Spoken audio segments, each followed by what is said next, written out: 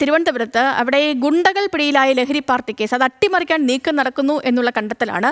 അടിയന്തരമായ report നൽകാൻ city police കമ്മീഷണർക്ക് ADGP Manoj Abraham നിർദ്ദേശം നൽകിയിട്ടുണ്ട്. തിരുവല്ലം പോലീസ് സ്റ്റേഷനിലാണ് ഈ അട്ടിമറി നീക്കം നടക്കുന്നത്. VS അനു ഉണ്ട് നമുക്കിപ്പം. Anu, good morning. അതായത് ഈ തിരുവല്ലം പോലീസ് ഇപ്പോൾ സംശയനിഴലിലാണോ? Lakshmi, good morning.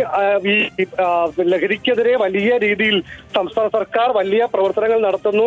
എല്ലാ ദിവസവും ഈ പറയുന്ന ഓപ്പറേഷൻ ഡ്രഗ്സുമായി ബന്ധപ്പെട്ട് വലിയ പിടികൂടുന്നതിനിടയിലാണ് ഇപ്പോൾ ഈ പിടികൂടിയ ലഹരി കേസിൽ ഒരു അട്ടിമറി ശ്രമം തിരുവല്ലം പോലീസിന്റെ ഭാഗത്ത് നിന്നും ഉണ്ടായിരിക്കുന്നത്. ഏകദേശം ഈ കഴിഞ്ഞ ദിവസമാണ് ഈ 4 കൊലക്കേസിലെ പ്രതിയായ പൊക്കം ഷാജഹാൻ ഉൾപ്പെടെ 4 പേരെ തിരുവനന്തപുരം വെള്ളായണിക്കായലിന് സമീപത്തെ ലഹരി പാർട്ടി നടത്തുന്നതിനിടയിൽ സിറ്റി ഡാൻസ് ഓഫ് ടീം പിടികൂടിയത്. ഇവരെ പിടികൂടി തിരുവല്ലം പോലീസിൽ ഏൽപ്പിക്കുകയും ചെയ്തു. പക്ഷേ അവിടെ എത്തിയപ്പോഴാണ് ഈ കേസിൽ MDMA, അതായത് 0.6 ഗ്രാം MDMA ആണ് പ്രതികളിൽ നിന്ന് പിടികൂടിയത്. പക്ഷേ അത് സ്റ്റേഷനിൽ എത്തുമ്പോഴേക്കും FIR അത് മഹസറിലത് 0.06 എന്ന രീതിയിൽ മാറ്റുന്നു. മാത്രമല്ല ഹാഷിഷ് ഓയിൽ പിടികൂടിയിരുന്നു. ഹാഷിഷ് ഓയിൽ ഈ പറയുന്ന മഹസറിലോ FIR-ലോ രേഖപ്പെടുത്തുകയും ഇല്ല. അങ്ങനെ ഒരു അട്ടിമറി ശ്രമം നടന്നു എന്നുള്ളതാണ് കണ്ടെത്തൽ. ഇതിന്റെ അടിസ്ഥാനത്തിൽ law and order ADGP Manoj Abraham report തേടിയിട്ടുണ്ട്.